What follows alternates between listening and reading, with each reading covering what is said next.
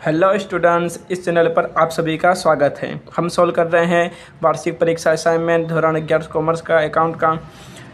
उसके अंदर विभाग डी प्रकरण 4 आमनोंद के अंदर हम दाखला नंबर 1 और 2 कर चुके हैं, जो लेक्चर नंबर 4 में आपको मिल जाएगा। चलिए आगे बढ़ते हैं, दाखला नंबर 3 करते हैं। નીચેના વ્યવહારો જવનિકની આમ નોંધમાં નોંધો। જવનિક ધંધાનો માલિક કોણ છે? જવનિક છે। ચાલો આમ નોંધ જોઈએ। પહેલો પ્રશ્ન, રૂપિયા 24,000નું સ્કૂટર 16,000માં વેચી તેમાંથી 9,000 રૂપિયા ધંધામાં લાવ્યા। 9,000 રૂપિયા ધંધામાં લાવ્યા। જો ધંધામાં કાંઈ વસ્તુ લાવ્યું એનો મતલબ શું છે કે આ સ્કૂટર શું હશે? એનું અંગત હશે, એનું पर्सनल स्कूटर हसे। अने ए वेचीने 16,000 में वेचीने 9,000 रुपया शू कर्या? धंधा में लाव्या। धंधा में लाव्या एटले आ शू बनी? मूडी बनी। तो आपणे मूडीनी आमदन थशे। आमदन शू थशे कि रोकड़ खाते उधार ते मूडी खाते। धंधा में केटला लाया? 9,000। 9,000 भले स्कूटर केटलाने होय, केटलामां पण वेच्यो होय, जे धंधामां આવ્યો એ આપણા માટે મહત્વનું છે। ધંધામાં આવ્યું 9,000 તો 9,000ની નોંધ થશે। રોકડ ખાતે ઉધાર 9,000 તે મૂડી ખાતે 9,000। બાબત જે અંગત સ્કૂટર વેચી ધંધામાં રોકડ લાવ્યા તેના। ચાલો બીજો આમનોંધ જોઈએ। જીતેશને રૂપિયા 6,000નો માલ 20% નફો ચઢાવી વેચ્યો। શું કર્યો છે? માલનો વેચાણ કર્યો છે। કોને? જીતેશને। તેમના વતી લારી ભાડા રૂપિયા 140 ચૂકવ્યા। શું ચૂકવ્યા? લારી ભાડા। કોણ ચૂકવ્યા? તેમના વતી એટલે લારી ભાડા એ આપણો ખર્ચ નથી। કોનો ખર્ચ છે? જિજ્ઞેશનો ખર્ચ છે। જે કોણ ચૂકવે છે? આપણે ચૂકવશું। એટલે કે જિજ્ઞેશને માલનો વેચાણ કર્યો અને લારી ભાડા કોણે ચૂકવ્યું? આપણે ચૂકવ્યું। એ લારી ભાડો આપણો નથી, સામેવાળાનો છું, એટલે કે જિજ્ઞેશનું છે। લારી ભાડો જમનિકનો નથી, એ કોનો છે? જિજ્ઞેશનો છે। તો ચાલો આમનો જોઈએ। સૌપ્રથમ વેચાણ થાય છે તો જિજ્ઞેશ લાભ લેનાર છે, તો જિજ્ઞેશ ખાતે ઉધાર। અને વેચાણ થઈ રહ્યો છે તે વેચાણ ખાતે। જિજ્ઞેશ ખાતે ઉધાર તે વેચાણ ખાતે। અને આપણે એમના વતી શું આપ્યા? ભાડું આપ્યા। તો ભાડું જે છે એ આપણા પાસે ગયો, રોકડમાં આપ્યું, તે રોકડ ખાતે, રોકડ જાય તે જમા। રકમની વાત કરીએ તો રકમની અંદર માલ કેટલાનો છે? 6,000નો છે। 6,000માં શું કહે છે? 20% નફો ચડાવી, તો 20% પ્લસ કરી દેવાનું। તો 20% પ્લસ કરીશું તો કેટલા આવશે? એ આવશે 7200। કેટલા આવશે? 7200। એટલે વેચાણ કેટલાના થયા? 7200ના થયા। અને રોકડ કેટલા આપી? 140 આપી। આ 7200 આપણે લેવાના બાકી છે અને 140 પણ આપણે લઈશું। કોના પાસેથી? જિજ્ઞેશ પાસેથી। ઓકે, ફરી સમજો। જિજ્ઞેશને માલને વેચાણ કર્યું, વેચાણ થયા 7200ના, 20% નફા ઉમેર્યા પછી, અને આપણે રોકડા ચૂકવ્યા શાના? લારી ભાડાના 140 રૂપિયા। આ બંને રકમ આપણે વસૂલવાના છે। કોના પાસેથી? જિજ્ઞેશ પાસેથી। જિજ્ઞેશ ખાતે ઉધાર 7340 તે વેચાણ ખાતે 7200 તે રોકડ ખાતે 140। જો આ આમ નોંધ તમને ખબર ના પડી હોય તો ફરી એકવાર પાછળ જઈને ફરી વાર વિડીયો જોશો તો સમજમાં આવી જશે। ચાલો આગળ વધીએ। 16 તારીખ, રૂપિયા 9,000નો માલ 5% રોકડ વટાવે અને 10% વેપારી વટાવે વેચ્યો। સિમ્પલ છે, આમાં કોઈ વ્યક્તિનું નામ નથી। ધ્યાન રાખજો, વ્યક્તિનું નામ નથી એટલે આ શું છે? રોકડ વ્યવહાર છે, ઉધાર વ્યવહાર નથી। તો 9,000નો માલ છે, 5% રોકડ વટાવો છે, 10% વેપારી વટાવો છે। તો આમનો જુઓ, વેચાણ કરશું તો રોકડ ધંધામાં આવશે, તો રોકડ ખાતે ઉધાર। અને વટાવ આપ્યું, આપેલ વટાવ ખાતે ઉધાર, આપેલ વટાવ ધંધાનો ખર્ચ બનશે। મળેલ વટાવ આવક બને, આપેલ વટાવ ખર્ચ બને। આપેલ વટાવ ઉધાર બાજુ લખાય અને મળેલ વટાવ જમા બાજુ લખાય। રોકડ ખાતે ઉધાર, આપેલ વટાવ ખાતે ઉધાર તે વેચાણ ખાતે। રકમનું શું કરીશું? તો માલ કેટલાનું છે? 9,000નું છે। 9,000માંથી 10% કાઢી દેવાના। શાના? વેપારી વટાવના। તો કેટલા આવશે? 8100 આવશે। અને 8100ના શું કરવાના? ફરી કાઢવાના 5% રોકડ વટાવ। એ કેટલા આવશે? આવશે 405 રૂપિયા। એટલે કે રોકડ ખાતે ઉધાર કેટલા મળશે આપણને? 7,695। વટાવ કેટલા આપવું પડશે? 405 રૂપિયા। અને વેચાણ કેટલાનું ગણાશે? 8100ના। યાદ રાખજો, વેપારી વટાવની નોંધ નહીં કરવાનું અને રોકડ વટાવનું નોંધ કરવાનું। જોઈ શકો છો કે 9,000ના જે 10% કાઢ્યા 900 રૂપિયા એ નહીં લખ્યા, અને જે 5% રોકડ વટાવ કાઢ્યા એની નોંધ કરી છે। ઓકે, બાબત જે શું થશે? તો 9,000નો માલ 10% વેપારી વટાવ અને 5% રોકડ વટાવે વેચ્યો તેના। ચલો નેક્સ્ટ જોઈએ 24 તારીખ। 53ને ₹12,000નો માલ 5% રોકડ વટાવે વેચ્યો। સિમ્પલ આમનો છે। 53ને માલ વેચ્યો રોકડ વટાવે। શું કહે છે? રોકડ વટાવે। અને કોને વેચ્યો? 53ને। અહીંયા લખ્યું નથી કે રોકડેથી વેચ્યો કે નહીં, એટલે કે આ શું છે? ઉધાર વ્યવહાર છે। જો વ્યક્તિનું નામ આપેલ હોય અને રોકડ શબ્દ ઉપયોગ ન થાય તો એ શું કહેવાય? ઉધાર વ્યવહાર કહેવાય। અને ઉધાર વ્યવહારમાં રોકડ વટાવની નોંધ ન થાય। રોકડ વટાવ ક્યારે ગણાય? જ્યારે રોકડમાં ચૂકવાય ત્યારે જ ગણાય। તો અહીંયા રોકડ વટાવની નોંધ થશે નહીં। કેમ કે આ ઉધાર વ્યવહાર છે। ઓનલી ફક્ત રોકડ વ્યવહારમાં જ રોકડ વટાવ ગણવાનો હોય। આમનો જોઈએ, અહીંયા વેચાણ થાય છે અને 53 લાભ લેનાર છે। 53 ખાતે ઉધાર 12,000, તે વેચાણ ખાતે 12,000। અહીંયા રોકડ વટાવની નોંધ થશે નહીં। જો વેપારી વટાવ આપ્યો હોત તો એની નોંધ થાત। ઓકે, બાબત જે 53ને 12,000નો માલ વેચ્યો તેના બરાબર કુલ સરવાળો કરી લેવાનું। 36,440, 36,440। આની સાથે દાખલા નંબર 3 પૂરું થાય છે। જો તમને દાખલા નંબર 3 ખબર પડી હોય તો આ વિડીયોને લાઇક કરજો અને પોતાના ફ્રેન્ડ્સને શેર કરો। ચલો આગળ વધીએ। દાખલા નંબર 4। દાખલા નંબર 4 શું કહે છે? નીચેના વ્યવહારો અસિતની આમ નોંધમાં નોંધો। અસિત ધંધાનો માલિક કોણ છે? અસિત છે। તારીખ 2024 ઓક્ટોબર। 5 તારીખ। રીમા સ્ટોર્સ પાસેથી 40,000નો માલ 5% રોકડ વટાવે ખરીદ્યો। બરાબર, ખરીદી કરી છે માલનો। તેમણે આપણા વતી, પહેલાં શું આવ્યું કે આપણે તેના વતી, હવે શું આવ્યું? તેમણે આપણા વતી રેલવે નૂરના 3600 ચૂકવ્યા। બરાબર, તો ફરી જોઈએ।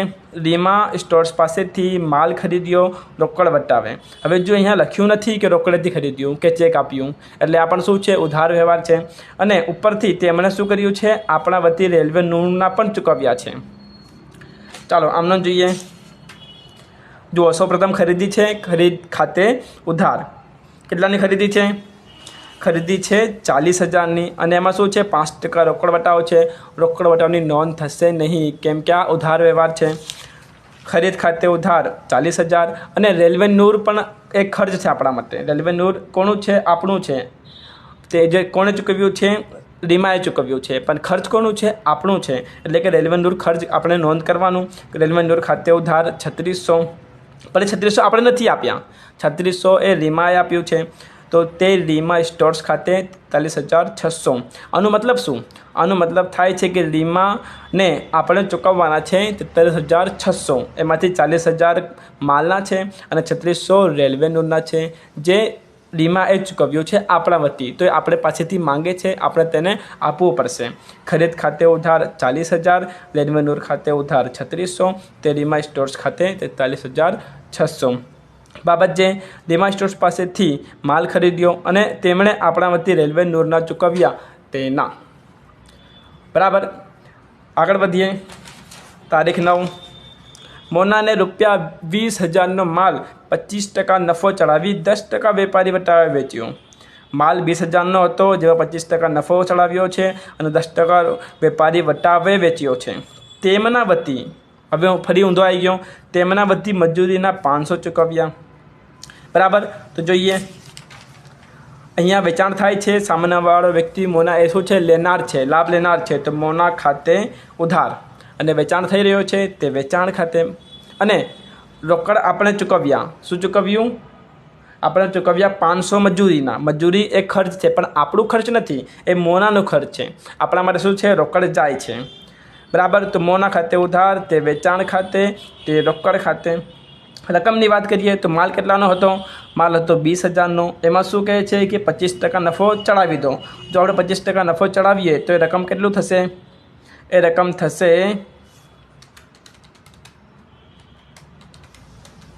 31,250। અને 31,250માં શું કરવાનું છે? 10% વેપારી વટાવ પણ કાઢવાના છે। જો 10% વેપારી વટાવ તમે કાઢશો તો કેટલો આવશે? સોરી, અહીંયા ભૂલ થઈ છે। જો આપણે 20,000ના 25% પ્લસ કરીશું તો એ કેટલા થશે? એ થશે 25,000 અને 25,000 શું કરવાના છે? 10% વેપારી વટાવ કાઢવાના છે. શું કરવાના છે? 10% વેપારી વટાવ કાઢવાના છે. જો 10% વેપારી વટાવ કાઢીશું તો કેટલો આવશે? એ આવશે 22,500. એટલે મોના પાસે આપણે વેચાણ કેટલા કર્યા છે? વેચાણ કર્યા છે 22,500ના. અને મજૂરી ચૂકવ્યા. મજૂરી કોણે ચૂકવ્યું? આપણે ચૂકવ્યું. આપણે રોકડ જાય છે કેટલા રૂપિયા? 500 રૂપિયા. એટલે આ બંને રકમ આપણે મોના પાસેથી માંગી રહ્યા છે. તો મોના ખાતે આવશે 23,000. મોના ખાતે ઉધાર 23,000, તે વેચાણ ખાતે 22,500, તે રોકડ ખાતે 500. ફરી સમજીએ. મોનાને માલ વેચ્યો, 20,000નો માલ હતો, 25% નફો ચડાવ્યો, 25,000 થશે. એમાંથી 10% વેપારી વટાવ કાઢી નાખવાના, તો 22,500 મળશે. 22,500નું વેચાણ છે અને આપણે તેના વતી મજૂરી ચૂકવ્યા છે. તો મજૂરી એનો ખર્ચ છે, આપણો નથી. આપણે તેના પાસેથી પૈસા લઈ લેવાના. તો તે રોકડ ખાતે 500 રૂપિયા. આ બંને રકમ આપણે માંગી રહ્યા છીએ મોના પાસેથી. ચાલો નેક્સ્ટ 12 તારીખ. શ્રીમતીની ₹30,000ની 12%ની લોન પર 1 માસનું વ્યાજ ચૂકવ્યું. શું છે આપણું? લોન છે. કોની લોન છે? શ્રીમતીની લોન છે. કેટલાની હતી? 30,000ની હતી. એના પર શું કર્યું? વ્યાજ ચૂકવ્યું. કેવું વ્યાજ ચૂકવ્યું? 1 માસનું વ્યાજ ચૂકવ્યું. બરાબર. લોન ઉપર વ્યાજ એ આપણો ખર્ચ છે. આમનો જોઈએ. લોનનું વ્યાજ ખાતે ઉધાર. ખર્ચ ખાતે ઉધાર થાય તો લોનનું વ્યાજ ખાતે ઉધાર અને તે રોકડમાં આપવાનું થાય તો તે રોકડ ખાતે. રકમ આવે છે 300. 300 કેવી રીતે આવશે? તો ગણતરી જુઓ. તો લોન કેટલાની હતી? લોન હતી 30,000 રૂપિયાની. એમાં કેટલા ટકા વ્યાજ આપવાના છે? તો 12% આપવાના છે.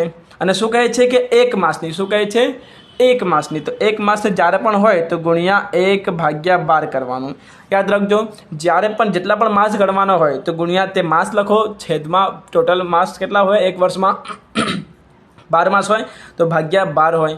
જ્યારે પણ કોઈ પણ ટકા કાઢવું હોય તો ધ્યાન રાખવાનું, જો મહિનામાં કાઢવું હોય તો ઉપર મહિનો લખવાનું અને નીચે ટોટલ 12 મહિના લખવાના. એટલે કે 30,000ની લોન છે, 12% એનું વ્યાજ છે અને 1 મહિનાનું કાઢવાનું છે એટલે 1/12. તો કેટલો આવશે? એ આવશે 300 રૂપિયા. લોનનું વ્યાજ ખાતે ઉધાર 300, તે રોકડ ખાતે 300. ચાલો નેક્સ્ટ જોઈએ 15 તારીખ. ₹9,000નું અંગત લેણું અને 5,000નું દેવું ધંધામાં લાવ્યા. અંગત લેણું, ફરીથી અંગત ધંધામાં લઈને આવ્યા. તે શું બનશે? એ બનશે મૂડી. તો લેણું, લેણું એટલે દેવાદાર અને દેવું, દેવું એટલે લેણદાર. યાદ રાખજો, દેવાદારો ઉધાર થશે, લેણદારો જમા થશે. તો આમનો જુઓ. દેવાદારો ખાતે ઉધાર 9,000 રૂપિયા, તે લેણદારો ખાતે 5,000 રૂપિયા. જો 9,000માંથી 5,000 જાય તો કેટલા વધે? 4,000 રૂપિયા. તો એ શું બનશે? 4,000. એ 4,000 બનશે મૂડી. દેવાદારો ખાતે ઉધાર 9,000, તે લેણદારો ખાતે 5,000, તે મૂડી ખાતે 4,000. સરવાળો કરી લઈએ. સરવાળો થશે 75,900, 75,900. અને સાથે દાખલા નંબર 4 પૂરો થાય છે. જો તમે અત્યાર સુધી લાઇક ના કર્યા હોય તો લાઇક કરી દેજો, પોતાના ફ્રેન્ડ્સને શેર કરી દેજો. ચાલો આગળ વધીએ દાખલા નંબર 5 ઉપર. નીચેના વ્યવહારો રાજેશની આમ નોંધમાં નોંધો. તારીખ છે 2024 નવેમ્બર. 2 તારીખ. આકાશને ₹5,000નો માલ 10% વેપારી વટાવે અને જો 10 દિવસમાં નાણાં ચૂકવે તો 10% રોકડ વટાવની શરતે વેચ્યો. એટલે કે જો 10 દિવસમાં તે નાણાં આપી દે તો 10% રોકડ વટાવ આપવાના. એટલે કે અત્યારે આ શું છે? ઉધાર વ્યવહાર છે. અને જો જ્યારે 10 દિવસમાં જે નાણાં આપી દે તો એને શું કરવાના? રોકડ વટાવ પણ આપવાના. બરાબર. તો જો આ પાછળની જે લાઈન લખ્યું છે એ પછીની વાત છે. પછી એટલે જ્યારે જો 10 તારીખ પહેલાં, 10 દિવસ પહેલાં જે આપી દે રકમ, તો આપણે ઉપરનો જ અત્યારે કામનું છે. આકાશને 5,000નો માલ 10% વેપારી વટાવે માલ વેચ્યો. તો આમનું શું થશે?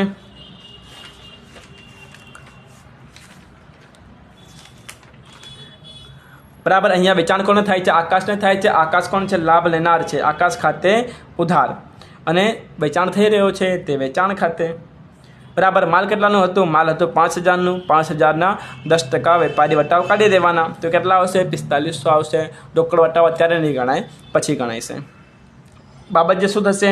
તો આકાશને 5,000નો માલ 10% વેપારી વટાવે વેચ્યો તેના. ચલો આગળ વધીએ. 8 તારીખ. આકાશે તારીખ 2ના વ્યવહારના અડધા નાણાં ચેકથી ચૂકવ્યા. તારીખ 2 હતા ને ઉપર, એના નાણાં ચૂકવી દીધા. ક્યારે ચૂકવ્યા? 8 તારીખે ચૂકવ્યા. એટલે કેટલા દિવસનો ફરક છે? 6 દિવસનો ફરક છે. એટલે 6 દિવસમાં જ આપી દીધા. કેટલા રકમ આપ્યા? અડધા નાણાં આપ્યા, પણ ચેકથી આપ્યું. એટલે આપણને શું કરવું પડશે હવે? 10% રોકડ વટાવ, 10% રોકડ વટાવ આપવો પડશે. પણ કેટલા રકમ ઉપર? અડધી રકમ ઉપર. ચાલો આમનો જોઈએ. રકમ એ ચેક આપ્યો એને તો પૈસા આવ્યા ધંધામાં, ચેકથી આવ્યું છે તો બેંક ખાતે ઉધાર, અને આપણને વટાવ આપવો પડશે. વટાવ શું બનશે? ખર્ચ બનશે. આપેલ વટાવ ખાતે ઉધાર. અને આ પૈસા કોણ આપ્યું? આકાશે આપ્યું. તે આકાશ ખાતે, આપનાર ખાતે જમા થાય ને. બેંક ખાતે ઉધાર, આપેલ વટાવ ખાતે ઉધાર, તે આકાશ ખાતે. 4500 હતા, 4500 એના પાસેથી લેવાના હતા. 4500ના અડધા કેટલા થાય? 2250. એટલે એ અડધી રકમ આપી રહ્યો છે, અને અડધી રકમના 2250ના કેટલા રોકડ વટાવ આપવાના હતા? રોકડ વટાવ આપવાના હતા 10%. તો 2250ના 10% કરીશું તો શું આવશે? 225. અને બાકી કેટલું વધ્યું? 2025. એટલે કેટલાનો ચેક મળશે? બેંક ખાતે ઉધાર 2025નો ચેક મળશે. અને વટાવ કેટલા આપ્યો? 225 રૂપિયા. અને આ કોને વિગત હતી? આકાશની વિગત હતી, જે 2250 છે. બાકી જે 2250 છે એ પછીની વાત છે. ચલો આગળ વધીએ. 10 તારીખ. 10,000નો માલ 5% રોકડ વટાવે ખરીદ્યો. લારી ભાડા 200 ચૂકવ્યા. બરાબર, માલ ખરીદ્યો છે અને લારી ભાડા ચૂકવ્યું છે. અહીંયા કોઈ વ્યક્તિનું નામ નથી, એટલે આ શું છે? રોકડ વ્યવહાર છે. બરાબર, ખરીદી છે. આમનો જોઈએ. ખરીદ ખાતે ઉધાર. આમનો શું થશે? ખરીદ ખાતે ઉધાર. કેટલાની ખરીદી છે? 10,000ની ખરીદી છે. લારી ભાડા આપ્યું, એ ધંધાનો ખર્ચ છે. ખર્ચ ખાતે ઉધાર, એટલે કે લારી ભાડા ખાતે ઉધાર 200 રૂપિયા. અને આપણે રોકડ આપ્યું, ખરીદીના પણ રોકડા આપ્યા અને લારી ભાડાના પણ રોકડા આપ્યા. એટલે કે તે રોકડ ખાતે. રોકડા કેટલા આપ્યા? તો 10,000 નથી આપ્યા. 10,000ના આપણે રોકડ વટાવ કાઢી દેવાના. રોકડ વટાવ કેટલા આવ્યા? રોકડ વટાવ આવ્યા 500 રૂપિયા. જે 5% કાઢીશું ને તો 500 રૂપિયા રોકડ વટાવ મળશે. એટલે 500 રૂપિયા લખાશે રોકડ વટાવમાં. અને જે રકમ બાકી વધી 10,200માંથી 500 રૂપિયા કાઢશો તો કેટલા વધશે? 9,700. એ આપણે રોકડ ચૂકવ્યું. ખરીદી થઈ 10,000ની, લારી ભાડા થયા 2,200 રૂપિયાના. રોકડા આપણા ગયા 9700 રૂપિયા અને વટાવ મળ્યો 500 રૂપિયા. સમજી ગયા? ચલો આગળ વધીએ. 15 તારીખ. બેંકમાંથી અંગત ખર્ચ માટે ₹2,000 અને દુકાન ખર્ચ માટે ₹3,000 ઉપાડ્યા. સમજો, ઉપાડ્યા, નાકી ચૂકવ્યા. ચૂકવ્યા હોય તો અલગ થાય, ઉપાડ્યા છે તો અલગ છે. તો અંગત ખર્ચ માટે ઉપાડ્યું તો એને શું કહેવાય? ઉપાડ કહેવાય. અને દુકાન ખર્ચ માટે ઉપાડ્યું તે ઉપાડ ન કહેવાય. બરાબર, તો બેંકમાંથી પૈસા કાઢવાના છે. તો આમનો જુઓ. આમનો શું થશે? ઉપાડ ખાતે ઉધાર 2,000 રૂપિયા, રોકડ ખાતે ઉધાર 3,000 રૂપિયા. ઉપાડ ખાતે ઉધાર 2,000 રૂપિયા, રોકડ ખાતે ઉધાર 3,000 રૂપિયા, તે બેંક ખાતે 5,000 રૂપિયા. અંગત ખર્ચના છે 2,000, એ ઉપાડ ગણાશે. અને જે ઓફિસ ખર્ચ માટે છે, જે રોકડ લીધું બેંકમાંથી, તો રોકડ બહાર આવશે ને. ઓફિસ ખર્ચ તો પછી થશે, પહેલાં રોકડ બહાર આવ્યા તો રોકડ આવ્યો, રોકડ ખાતે ઉધાર. અને આપનાર કોણ છે? બેંક છે. તે બેંક ખાતે 5,000 રૂપિયા. 2,000 ને 3,000 5,000. બાબત છે અંગત ખર્ચ માટે અને ઓફિસ ખર્ચ માટે બેંકમાંથી ઉપાડ્યા તેના સરવાળો થશે 21,950. 21,950. આની સાથે આપણો વિભાગ ડીનો આમ નોંધો પ્રકરણ પૂરું થાય છે. જો તમે અત્યાર સુધી આખો વિડીયો જોયો હોય તો લાઇક, શેર, સબસ્ક્રાઈબ કરશો. અને જોવા માટે થેન્ક યુ.